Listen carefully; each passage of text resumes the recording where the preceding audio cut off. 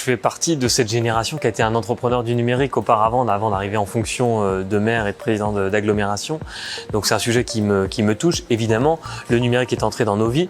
Maintenant, c'est qu'est-ce qu'on en fait de ce progrès technologique et comment on le met au service d'un développement soutenable et permet la compétitivité, notamment hors coût, de nos entreprises.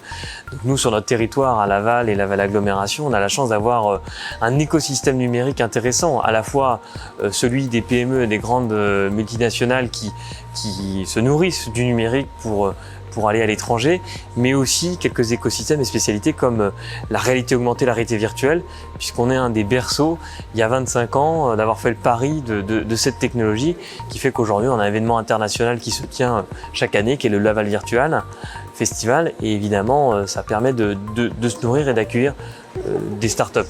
Et puis on a également une technopole qui est Laval Mayenne Technopole qui permet d'offrir aux entreprises des moyens d'innover. Donc c'est un sujet important parce qu'il est gage de compétitivité, de richesse et de croissance durable. Avant de parler des habitants, si vous me permettez, cette année, on a tenu pour la première fois les assises de l'éthique des technologies du futur.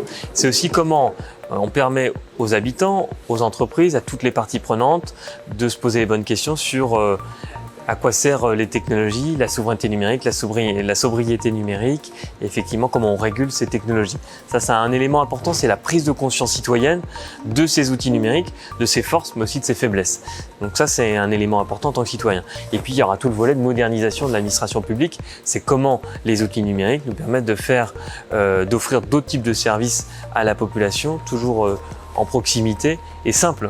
Par exemple, vous voyez des difficultés dans la ville, vous appelez, pourquoi pas demain sur une application, vous alertez, et les réseaux sociaux pour l'instant sont assez utiles pour ça.